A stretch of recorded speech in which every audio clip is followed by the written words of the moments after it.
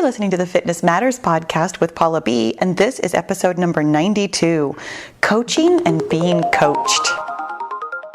Well, hello, my friends. Welcome to another episode of the Fitness Matters podcast, where every week we talk about the fitness matters that matter to you. And as I'm saying this, I'm already like, yeah, this one might not seem entirely fitness related, but I promise you they always are in whatever way you want to make them fitness related, and they're always related to other stuff going on in your life as well. As you probably know, maybe you don't know. If you're brand new, hi, welcome. I'm Paula B. I am a certified life and weight loss coach, and I'm also a YouTube fitness trainer. So my podcast here intersects all of those worlds. We talk about mindset work, we talk about your actual physical body and fitness training, and we kind of talk about your life. I think that this one to me falls under the category of life coaching, but because we're always talking about like your goals and how to get your goals and the obstacles in the way of your goals in the form of your mindset and how to think about your life and your goals, they're always fitness related also. So hear this one however you want to. Here's why I made this episode, or why I'm making this episode as I am currently making the episode. I had a really interesting day yesterday where I was both coaching and being coached. And as I went to bed last night, I basically had a coaching hangover. Like I was in so many different places in my brain that I was utterly exhausted in like the best possible way. You know that energized exhaustion that you get sometimes when you know that you have given every single ounce of effort that you have? That's how I felt. It was such a good feeling. So satisfying. So I wanted to talk to you about it. And I mean, part of it because I just love to talk to you about like things that happen to me, but also I was thinking about how valuable this will be for you, really specifically as a podcast listener who might never actually work with me. And I say that with love because there are lots of legitimate reasons why you might not want to join my coaching program or any other coaching program. I mean, first of all, coaching programs cost money. I mean, and I know that financially that might not seem like the kind of thing that you have the ability to do. And I'm going to mention this so many times in this podcast, how I'm a total introvert. Like, I know that that's really hard for some of you to believe just because I talk so much and because I do seem friendly and outgoing and, you know, I do have a big audience and all those kinds of things, but I am absolutely an introvert. And for lots of us, I'm including myself in this, that might feel like a barrier to being part of like a group coaching program. The thought of being coached in front of other people, even if it's only in like a replay of a video or something, it just feels very vulnerable. So knowing that there are reasons why you and I may never actually coach together, I wanted to kind of come at this from both angles, because when you are coaching yourself, you are simultaneously the coach and the coachee. You're the coacher and the coachee. Because that is a special skill set, I wanted to talk to you about how I feel when I am coaching and how I feel when I am being coached, so that in your own practice of listening to these podcasts and coming to your own self-knowledge and figuring out what to do with your thoughts when you decide whether or not they're helpful, I wanted you to kind of hear it from me, somebody who does coaching and gets coached, what that feels like on both ends, so that you can be more effective in your own self-coaching.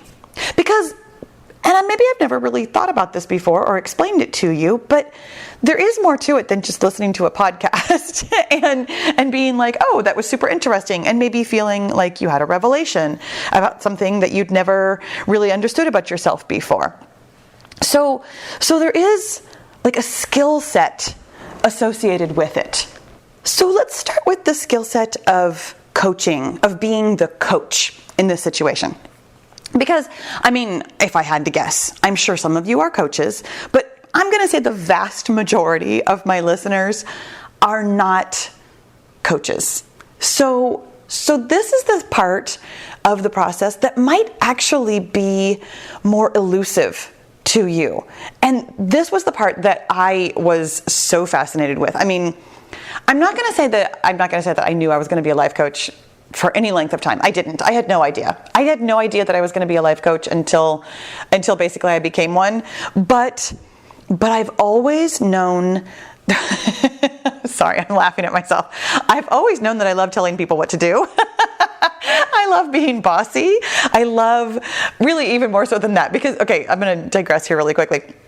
When I first started talking about like becoming a life coach and started talking about coaching as part of my business with my husband, he was like, aren't you kind of nervous about that? Like, what if you tell somebody what to do and it's wrong? And I thought that was such an interesting question, because the fact is, as a coach, I very rarely actually tell you what to do. And especially now as a certified life coach, like when I first started coaching, there was a lot more coaching about here's what you should do, and a lot more like advice giving. Now, I mean, I do give homework sometimes, but my entire job, the way I see it, is simply to ask you questions. I have zero idea what you should do. I have no idea how you're going to get where you want to go. Like, I am not giving that kind of practical, here's a step-by-step advice. I mean, I do for somebody who like doesn't even know how to journal, things like that. Like, I do give practical advice. But in general, in a coaching session, my entire job is to help you see what you are thinking and to recognize your thoughts as thoughts. Like, that is all I am doing. And the way that I do that is by asking questions. We've talked about this so many times about, I don't know what episode number it is, but it's the best feeling. The best feeling as a coach to come to a coaching session is to simply be curious. And I have always been curious. I remember, oh my gosh, as a very, very young child, just really wanting to understand why and how, and never really being satisfied with the answers, which, I mean, still kind of carries over into my coaching sometimes. But I'm always so fascinated by everything. I mean, truly everything. It is fascinating to think about how our brains work and why they do what they do and what we can get out of it. And again, coming back to why I knew I was going to be a coach. For me personally, as an introvert, I am that person who, I don't love going to parties, but when I go to a party, I am not going to flit around the room and talk to everybody for 5 minutes apiece. I'm going to find one other introvert in the room, because thank goodness there's always at least one other one. And that person and I are going to sit and have a one-on-one conversation for an hour and a half about your dog or something, like something that's not necessarily like hugely deep or important, but like, small talk doesn't interest me. In fact, it exhausts me. I would much rather dive deep into something just really interesting in a way that doesn't necessarily have to be like your innermost feelings, but something that is interesting to both of us. I would much rather have a one-on-one conversation than a lot of little light conversations, is how I think about it. Light conversations exhaust me.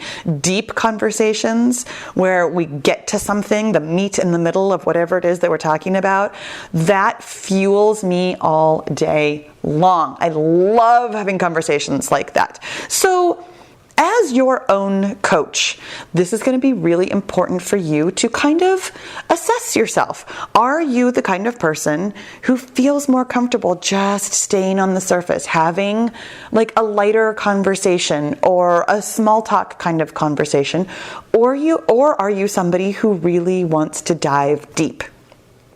If you are a deep dive kind of person, self-coaching is like 100% in your wheelhouse. Like, you're going to be great at this. You're going to love it. It's going to be totally for you. Somebody who prefers to stay a little bit more on the surface is going to have to work a little harder at developing this skill. And truly, I say this with love, might never gain the same kind of insights as somebody who really enjoys that deep dive. And that doesn't mean that you can't get a lot out of coaching. Again, I said that with love and with real openness. There are all kinds of coaching benefits. It's not always about, oh, I found this thought that was so painful and so deep from my childhood, which is foreshadowing. We're going to talk about that later when I talk about being coached. But you can find out things about yourself. You can gain self-knowledge and understand yourself and be able to move forward in a way that feels really good and in alignment with yourself and really helps you get what you want to go without ever diving so deep that you don't feel like you can get back out. But knowing that about yourself, about your personality, about your style, can inform how you coach yourself. Number one, like just right off the bat, it will inform that you don't need to judge yourself if you don't like that deep dive, I really want to think about this for a long time and really go in and figure out the nuances from every angle. If that's not who you are, stop judging yourself for not coaching yourself like that. Coach yourself in a way that makes sense for you. As a coach, this is something that I need to bring to the table. I need to understand that everybody who comes to me is going to feel differently about coaching. Now, thankfully, generally speaking, if you have listened to my podcasts or have encountered me at all, you already probably kind of know that my style is to get deep. I am, again, an introvert. I like that kind of thing. I'm going to keep asking you questions until we get to the root of something. I'm going to ask you questions until we find a painful thought, probably. I mean, the people in my Get Your Goal coaching group right now listening to this podcast are like, yeah, Paula's going to make you cry. And I promise that is not on purpose. I mean, it is, but it's not. It's not my goal to make you cry. It is my goal to find the thoughts that are holding you back from what you want. We all have them. My style as a coach is to ask questions and to be curious and to stay non-judgmental, because not everybody wants to find that point where they cry. Not everybody wants to go there, and to stay open to the kind of coaching that you want. So my friends, as a coach, I mean, it is truly my favorite part of my job. Hands down, no question about it. I love asking and answering questions. I love finding the thoughts. I love helping you. I love watching you have revelations. I love watching you struggle with things when you can't find the revelation, because I know you're going to, because it's there. Everything you need is in your brain. It's just a matter of finding it. So your job as your own self-coach is to understand that your brain has all the answers, and to come to your brain with curiosity. Be ready to ask questions and simply listen to the answers. Now, your job as the one being coached, the coachee. For me, this is slightly more difficult. Let's come back around to that me being an introvert thing. So I've belonged to Brooke Castillo's self-coaching scholars now for over 2 years. And I will tell you that I have taken very little advantage of it, other than the fact that it has completely changed my life, simply from the tools that she has given me as a self-coaching scholar and as now a certified coach. Being able to see the process and understand the process was what I needed in order to coach myself. I have not taken as much advantage of being coached as is available to me. In that particular program, there's all kinds of coaching available. I mean, tons tons of coaching available to me, and I've only taken advantage of it like a handful of times. And to be fair, the handful of times that I have taken advantage of it have changed my life. I mean, the revelations that I have had and the thoughts that I have been able to think and the doors that it has opened for me are just, I mean, I'm having trouble even describing it to you how much it has changed the trajectory of where I am and where I'm going and the goals that I set for myself and how I see myself and all kinds of things. And yet, I still did not take advantage very often. I mean, I still could. I'm still a part of it. I did not in the past, though, take advantage of all of the coaching that was available to me. And part of the reason why was because I have felt, really specifically in that group, the coaching is very wide open, and that's a good thing. I found out over the course of the past several years of belonging to the group that I had a lot more to be coached on than I realized, and I probably still do have a lot more to be coached on than I realized, but being able to ask anything, to be coached on anything, I mean, it is literally life coaching, so any part of your life that you want coaching on, you can get coaching on it, and sometimes to me, that feels like too much. And by the way, that is a thought that I have frequently enough that it is one that I am starting to notice more and more often as being wildly unhelpful. And I'm starting to hear it. Maybe not every time. I don't know that I catch it every time, but I am starting to hear it as something that I say.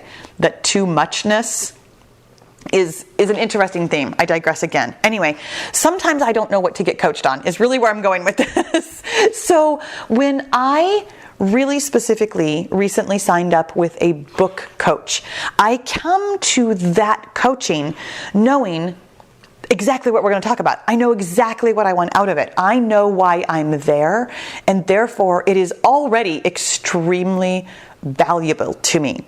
I also have a YouTube coach who is not, I mean, she's not a life coach. She really is a very practical coach. She literally tells me what to do. Like, she gives me advice. Like, here, make a video about this, and this is the kind of title that you might want to use, and these are the kinds of words that it seems like your audience reacts to, and here are, like, the kinds of thumbnails that seem to be getting the most clicks. Like, she's very practical. She also tends to hear me when I talk about I have some resistance to that idea, or this is what I'm thinking and this is how I feel. So she's not a life coach, but she does end up kind of life coaching me on some of the things that we talk about YouTube. It's funny how even the most practical things, like I coach with my YouTube coach to be better at YouTube, and yet it always comes back to who I am and how I think about myself as to how much I can execute the advice that she gives me. But really specifically with my book coach pushes me in a way that I did not expect. I signed up for book coaching for two reasons. I signed up with this specific book coach. Her name is Camille, by the way, and I will have a link for you in the show notes or the description box, wherever you're watching or listening.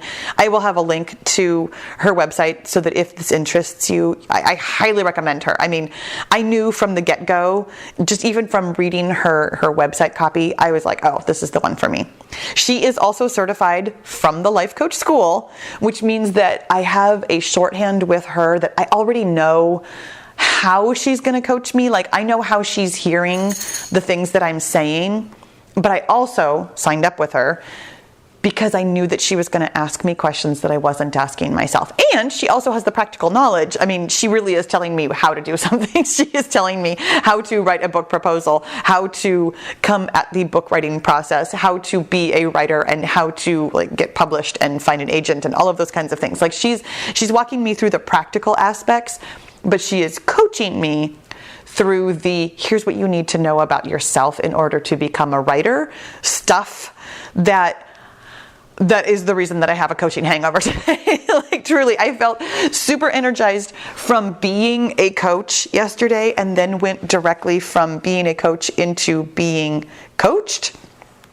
And what I dug up was such a revelation, and not shocking to me exactly, but such good work that here's the kind of episode within the episode about when you find a thought this is what it feels like. Like, this is what it feels like to be coached in a way that is going to be really good for you.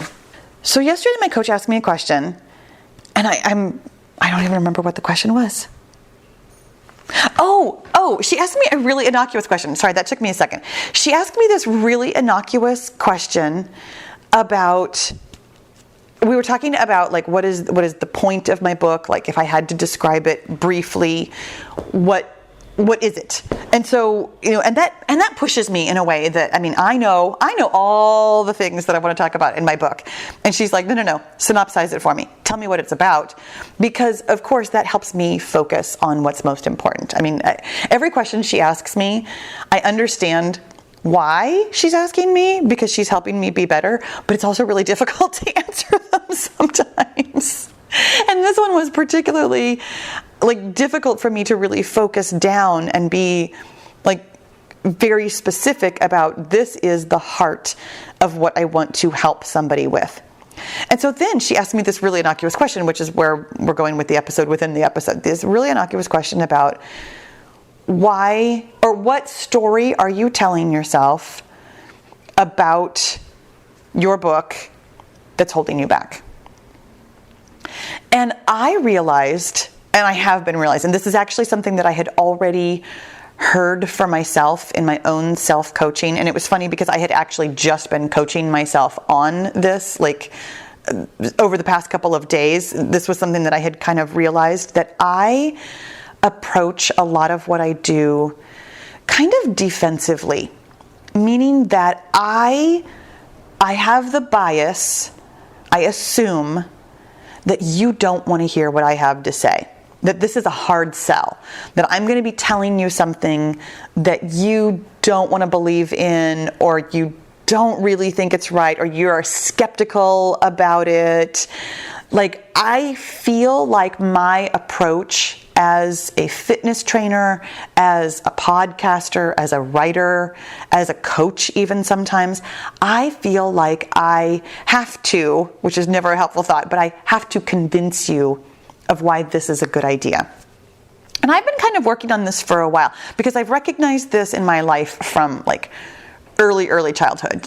These memories go way, way back about, I'm the only one who has it right and everybody else is wrong, and I have to convince people of why I'm right.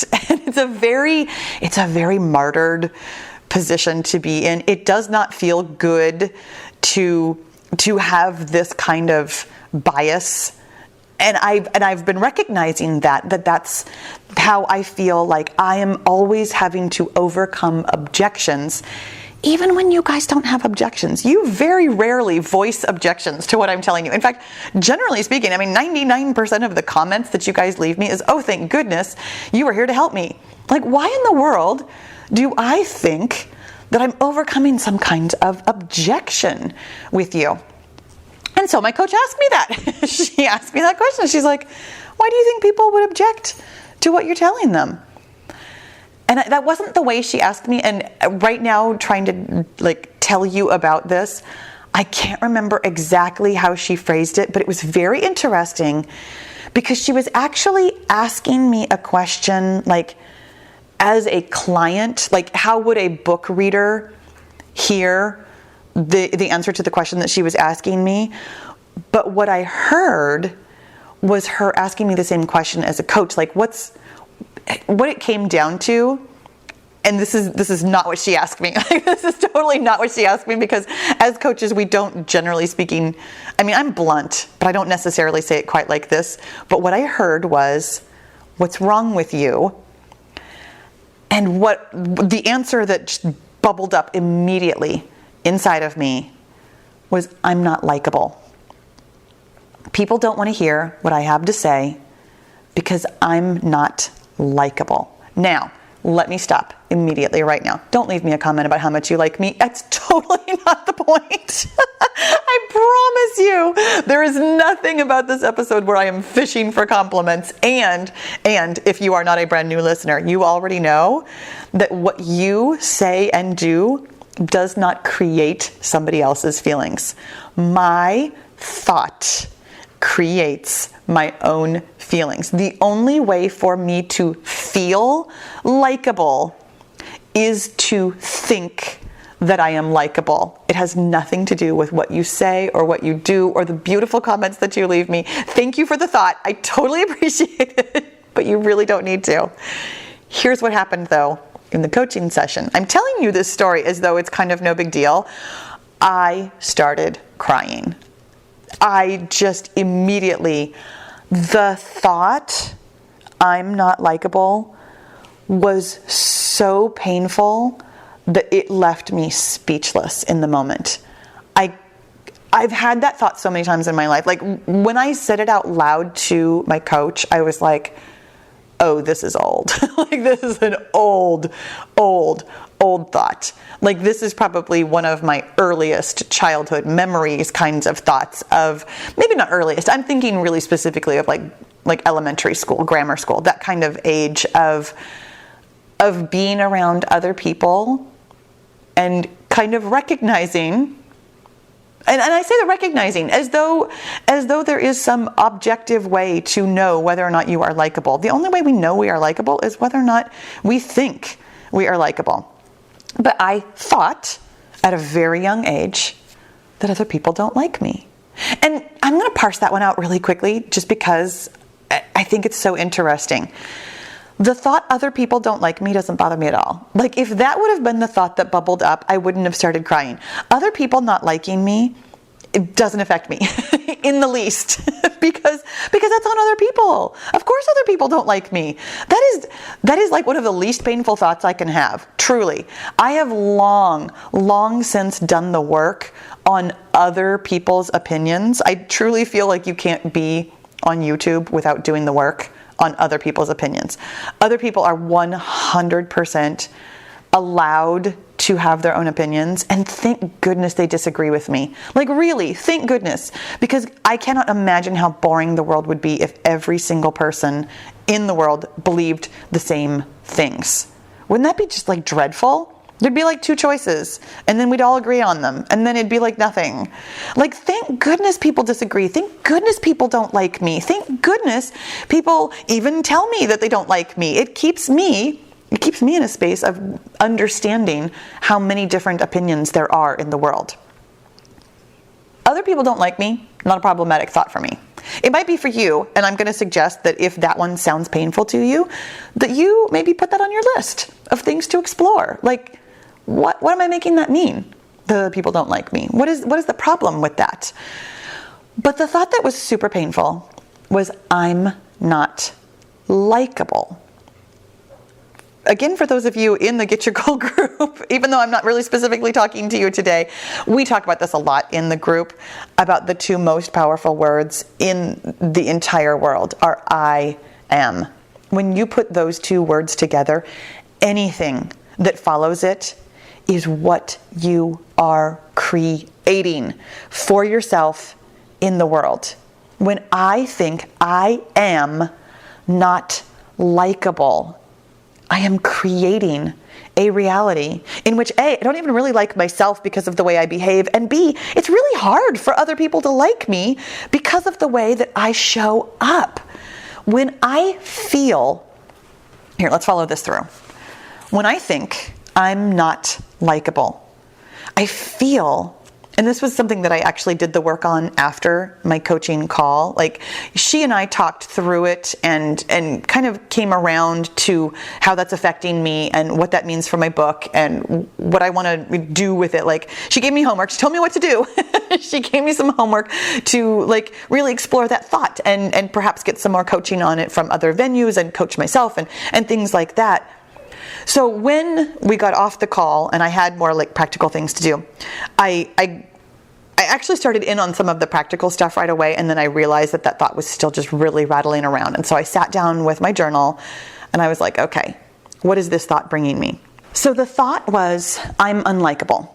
And the feeling, it actually took me a while to kind of figure out exactly what I wanted to call the feeling. What I ended up describing the feeling as was desperately sad, because it was definitely sad. I mean, this is what happened.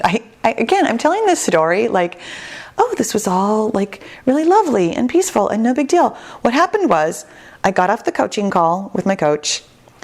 I was already at my computer. I was going to say, I sat down at my computer. I was already at my computer. So I opened up a Google document and I started writing some of the ideas that I'd had about what we had talked about what I want to put in my book and what it's going to look like, and started sketching out some ideas. And it was rattling around in my head what we had talked about I'm unlikable. And while I was in the middle of typing about something else, I started sobbing. Like, it's almost indescribable to me to help you understand the depth of this feeling. The thing that I was thinking while I was sobbing was that it felt a lot like right after my sister died, when the grief was just so raw, so big and cavernous. I remember one day, like probably a couple of months after Vicky died, where I had just come in from a run, and I had been thinking about her on my run, like I frequently do, and I sat down to do something, and I just like exploded in sobs. Like I just couldn't, I don't even know what I was thinking. I just started crying so hard, like that kind of sobbing where you almost feel like you can't even breathe, and it feels so overwhelming. And I remember in that moment of grief, thinking, oh, this is never going to end. Like I am falling into a bottomless pit of this sadness, and I'm never going to climb back out. That's how big and just overwhelming it felt. And I remember, like yesterday, when I was sobbing about this thought that I'm unlikable, I remember thinking that it felt like that same kind of chasm. Like, this is bottomless. This is way too much. That thought, too much. This is too much sadness. This is too big of a thought for me to handle. This is too much feeling for me to handle.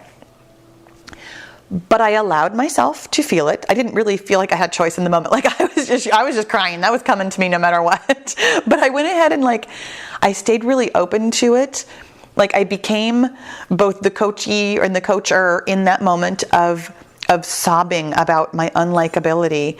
And I just really allowed myself to feel how painful, how desperately sad it was. And it passed relatively quickly. This is something that I want you to take away from this episode. When you allow yourself to feel the big, deep, possibly painful feelings, and rather than resisting them or rejecting them or trying not to feel them, if you just allow yourself to free fall into that deep chasm of this feeling is too big, it's actually not too big. Your body only has the capacity to feel something like that for a relatively short period of time. And now that I have allowed myself to do that kind of feeling more often, certainly not every time, still a work in progress on that, but now that I allow myself those big, deep, too much feelings, I recognize that they don't stick around forever. And you can hear me. I mean, this is literally the next day when I'm recording this podcast. This is already how different that thought feels, because I allowed myself to think it and to feel it all the way through. And I also did the work. Let's get back to my journal. So when I have that thought, I'm unlikable, it creates for me a feeling of desperately sad. From that feeling of desperately sad, the kinds of things that I do that are fueled from that desperately sad are things like approaching my career with disbelief. I very frequently go on to YouTube and, as it's loading up, I'm like, well, I wonder how many subscribers I lost. I wonder who left me a crappy comment today. I wonder how bad my analytics are going to look like. Like, I wonder how bad it is. I wonder how few views I got on my latest video. That kind of energy, just so you know, not helpful. Not helpful for growth at all. And I recognize it, and I've over the past several months of coaching myself through it, I've gone through various stages of I simply allow the thoughts to exist, but I don't have to believe them, or working on finding new thoughts. And I've done some of the practical things, and yet what I hadn't done was recognize just how deep and how far back that thought goes about I'm unlikable. This is work that I'm gonna be on for a while. This isn't just a one shot and done and everything in my life is cleared up. But I recognized yesterday that I had never found this real root thought. So that's part of why my strategies of how to go on YouTube and not feel negative about it haven't really been working for me. I didn't know the root cause. Now that I know the root cause, there's more work to be done here that I think will be more fruitful for me. Anyway, I approach my career with disbelief. I speak and act what I perceive as defensively. Again, coming back to my message, sometimes to me sounds very much like, well, you're not going to believe this, but here's the truth, and that kind of defensiveness. I definitely stay small in my career. I find myself holding myself back from announcing to the world that I have information that can help you, because I do. I have information that can help you. This podcast can help you. My other podcasts, my other videos, all of the work that I put out in the world can help you, and yet I don't promote it that way. I promote it like, well, I mean, you're probably not going to believe it. You probably don't want to hear this from me because I'm unlikable. So I stay small in my career. Not entirely related to my career, but I definitely try and keep people at a distance. I don't ask for help. I assume that my message will be met with scorn or clapback. I wait for bad news, emails, cancellations, loss of subscribers, those kinds of things. I already described that to you. Those are the kinds of the things that I do and don't do from the feeling of desperately sad. And I think it's pretty obvious when we go through that list of holding people at arm's length and assuming the worst and not even necessarily speaking unkindly to myself, but coming to my work from this bias of, well, nobody likes you, you're unlikable. That, of course, the result here is that I don't even really like myself. I feel very out of alignment with myself and my message, frankly, of loving myself when I have this thought that I'm unlikable. It's very out of alignment with who I believe myself to be and what I truly consider the fact of I do like myself. And it creates for me a situation in which I find evidence that other people find me unlikable and that I therefore am unlikable. You guys, this is the power of your thoughts. Recognizing that I have this thought. I mean, that for me is step one. Recognizing that I have the thought at all was kind of huge. I've probably heard it without hearing it. I mean, obviously for years. I talked to you about, this is some of my earliest memories. This goes way, way, way back to childhood. So I've been having this thought. This thought has been so efficient for so long. And yet, until my coach asked me that one innocuous question, which was not what's wrong with you, but that's how I heard it. What's wrong with you? Until she asked me that question, I didn't even know I was having this thought. My friends, step 2, decide whether or not your thought is helpful. Clearly, this one is not helpful. This is a thought that is 100% holding me back from where I want to be and who I want to be and how I want to show up in my life, in my career, in the world. This thought is unhelpful. And when I can stay in coaching mode, either as the coach or the person being coached, either one of those modes, it's really helpful for me to just stay open and non-judgmental about myself. The fact that I have this thought, honestly, it means nothing about me. Literally nothing. It doesn't mean that I'm likable or unlikable. It doesn't mean that I'm a good person or a bad person. It simply means that I am a human person with a human brain who has a very efficient, unhelpful thought. This thought, not helping me. Therefore, I get to choose what I'd like to do with it. What I'm choosing right now, like literally right now while I'm recording this podcast and while I'm thinking about it, because I had not come to this conclusion yesterday, it just occurred to me right now. I am choosing to allow my brain to offer me that thought whenever it wants to. This is what I've done with another old thought of mine, which we have discussed numerous times. But again, if you're new, you might not know this. My brain frequently offers me the thought that I'm stupid. And I only discovered that even though I've been hearing that thought in my brain for, 40 plus years, 45 plus years, because I'm 51 years old. My brain has been offering me that you're stupid or I'm stupid thought for a long, long, long time. I discovered it in my brain a year and a half ago, sometime within the past 2 years is what I'm going to say for that. And I have not gotten rid of it. I have not eliminated that thought from my life. That thought absolutely still crops up with some frequency. I allow it to be there, and I simply don't feel the feelings that it could create for me. Because I know that thought is coming, I'm already prepared to hear it, and I'm prepared to understand that it's an unhelpful thought. I'm prepared for the fact that it creates a little bit of a disappointment or frustration or whatever, depending on the situation in which I hear it. But I can move through that feeling very quickly. It does not stop me in my tracks. I can't remember the last time that thought stopped me from doing anything, but it still comes up. And I think that this thought of being unlikable, I feel like that's how I'm going to work with it. My coach actually said something to me, which I found very helpful in the moment, and I'm still kind of ruminating on it.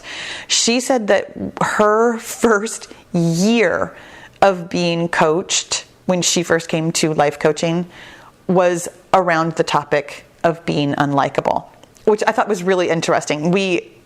This is so off topic, I'm just going to throw it out there. We as coaches tend to attract people who need the same kind of coaching that we ourselves needed. I find this in the people that are attracted to me and my message.